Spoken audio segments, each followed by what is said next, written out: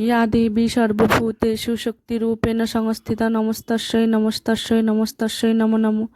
নবরাত্রির আজকে তৃতীয় দিন। আজকে দেবী দুর্গার চন্দ্রঘণ্টা রূপের পূজা করা হয়।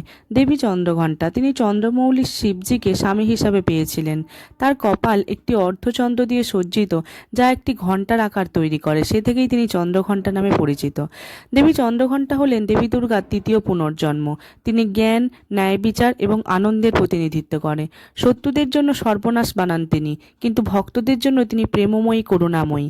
পার্বতীর বিবাহিত রূপ হিসাবে পরিচিত, যিনি ভগবান শিবের সাথে তার বিবাহের পর অর্ধচন্দ্র পড়া শুরু করেছিলেন। তিনি চন্দ্রমৌলি শিবাজিকে স্বামী হিসাবে পেয়েছেন। তার কপালে একটি অর্ধচন্দ্র দিয়ে সজ্জিত একটি অংশ ঘণ্টার আকার তৈরি করে। সেখান থেকেই তিনি চন্দ্রঘণ্টা নামে পরিচিত। হিন্দুদের মতে তৃতীয় চোখ সবসময় খোলা থাকে বলে মনে করা হয়। এর অর্থ হলো রাক্ষসদের সাথে তিনি যুদ্ধ করতে প্রস্তুত।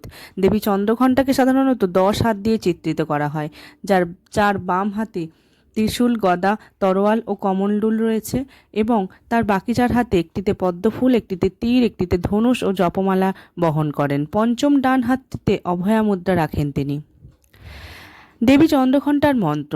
মায়ের আরাধনার সময় ওম দেবী চন্দ্রঘণ্টায় নম জপ করুন 108 বার। এমনকি আপনি দেবীর জন্য একটি প্রার্থনাও পাঠ করতে পারেন। সেটি হলো পিণ্ডজ প্রভার রুধা কোপাস্ত কৈর্যুক্তা প্রসাদম তনুতে মধ্যম চন্দ্রঘণ্টেতি বিশ্রুতা। প্রাচীনকালে দেবতা অসুরদের মধ্যে দীর্ঘ যুদ্ধ চলত। অসুরদের অধিপতি ছিলেন মহিষাসুর এবং দেবতাদের অধিপতি ছিলেন দেবরাজ ইন্দ্র। মহিষাসুর দেবতার লোক জয় করে ইন্দ্রের সিংহাসন লাভ করে, স্বর্গীয় জগতে রাজত্ব করতে থাকেন। এই দেখে সমস্ত দেবতারা চিন্তিত হয়ে ত্রিদেবের কাছে গেলেন। দেবতারা বললেন, মহিষাসুর ইন্দ্র, সূর্য, চন্দ্র, বায়ু অন্যান্য দেবতাদের সমস্ত অধিকার কেড়ে নিয়েছে এবং দেবতারা পৃথিবীতে বিচরণ করছেন। দেবতাদের কথা শুনে ব্রহ্মা, বিষ্ণু, ভগবান শিব খুব ক্রুদ্ধ হলেন। ক্রোধের কারণে 3 দেবতার মুখ থেকে শক্তি নির্গত হলো। দেবতার শরীর থেকে নির্গত সেই শক্তি মিশে যায় শক্তিতে। 10 দিক থেকে বিস্তৃত হওয়ার পর এই শক্তি থেকেই দেবী ভগবতীর জন্ম হয়। ভগবান শঙ্কর তার ত্রিশূল দেবীর কাছে পেশ করেন। ভগবান বিষ্ণুও তাকে চক্র দিয়েছিলেন। এইভাবে সকল দেবতারা অস্ত্র দিয়ে মাকে সাজিয়ে দেন। ইন্দ্র তার বজ্র ঐরাবতকে হাতিকে মায়ের কাছে পেশ করেন। সূর্য তার ধারালো তরোয়াল এবং একটি সিংহ অশ্বারোহণের জন্য সরবরাহ করেছিলেন। যুদ্ধক্ষেত্রে দেবী চন্দ্রঘণ্টা মহিষাসুর নামে এক অসুরকে বধও করেছিলেন। রূপের পূজা করলে পারে, মায়ের স্মরণ করলে পারে ব্যক্তিগত জীবনে নানা রকম সমস্যা থেকে আপনা আপনি মুক্তি লাভ ঘটে বলে মনে করা হয়। এখন আমরা প্রতিদিনের মতো মা দুর্গার 108টি নামের শ্রবণ করব।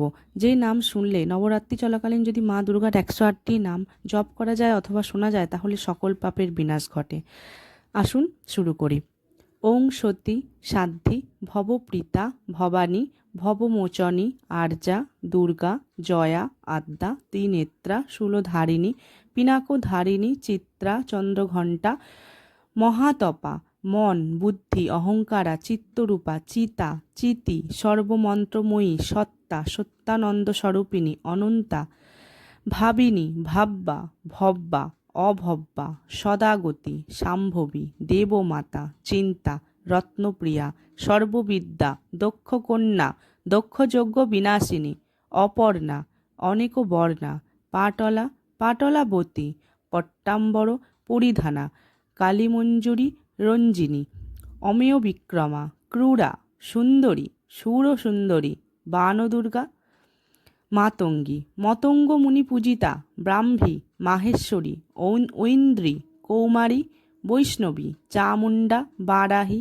লক্ষ্মী পুরুষাকৃতি বিমলা উৎকর্ষিণী জ্ঞানা ক্রিয়া নিত্যা বুদ্ধিদা বহুলা বহুল প্রেমা সর্ববাহন বাহনা নিশুম্ভ শুম্ভ হননী মহিষাসুর মর্দনী মধুকৈটব হন্ত্রী চণ্ডমুণ্ড বিনাশিনী সর্বাসুর বিনাশা সর্বদানবঘাতিনী সর্বশাস্ত্রময়ী সত্তা সর্বাস্ত্রধারিণী অনেক শস্ত্রহস্তা অনেকাস্ত্রধারিণী কুমারী এককন্যা কৈশোরী যুবতী জ্যোতি অপৌরা পৌরা বৃদ্ধমাতা বলপ্রদা মহোদরী মুক্তকেশী ঘোররূপা মহাবলা অগ্নিজ্বালা, রৌদ্রমুখী, কালরাত্রি, তপস্বিনী, নারায়ণী, ভদ্রকালী, বিষ্ণু মায়া, জলদরী, শিবদূতী, করালী, অনন্তা, পরমেশ্বরী, কাত্যায়নী, সাবিত্রী, প্রত্যক্ষা, ব্রহ্মবাদিনী।